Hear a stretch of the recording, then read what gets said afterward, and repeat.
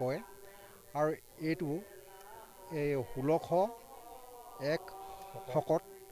আমাৰ এই নামঘৰটো স্থাপিত হৈছে আৰু উপৰিসকলে বা পৰম্পৰা আগৰ পৰা এই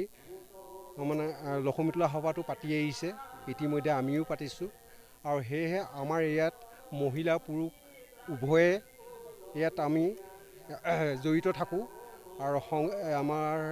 লগতে আমি ইয়াত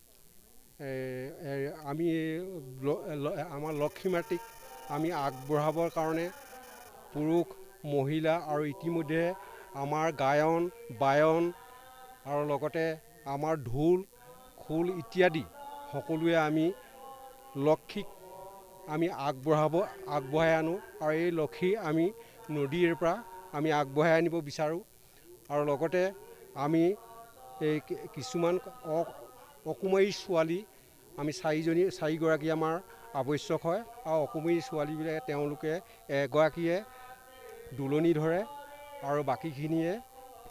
তিনিজনীয়ে তেওঁলোকে ঘট ধৰে আৰু তেনেকৈ ধৰণে আমি লক্ষ্মী মাতৃক আমি এই বৰনামঘৰলৈ 1 নং লাহন গাঁও বৰনামঘৰলৈ আমি আগবঢ়াই আনো আৰু তেওঁলোকে আহিয়ে এই নামঘৰৰ 3 পাক ঘূৰিবলগীয়া হয় আৰু তাৰ পাছত নামঘৰৰ আসনত তেওঁলোকে সেৱা কৰি তেনেকৈ দুবাৰ পানী তোলে আৰু শেষৰবাৰ জাকৈ খালৈ লৈ আৰু লগতে পিঠা চিটিওৱা কামটো কৰে এজনে আৰু তেওঁলোকে গৈ নদীত জাকৈ মাৰে আৰু যি হয় এই খালৈত পাত পত্ৰ যি হয় সকলোবোৰ ভৰাই ইতিমধ্যে আমাৰ নামঘৰলৈ আনে আৰু যথাস্থানত আমাৰ আসনৰ ওচৰত থয় আৰু তেওঁলোকৰো নামঘৰৰ চাৰিওফালে 3 পাককৈ তেওঁলোকে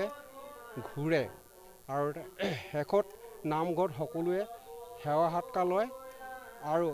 তাৰ পাছদিনা যিদিনাখন ৰাতি কাইলৈ পুৱাৰ সময়ত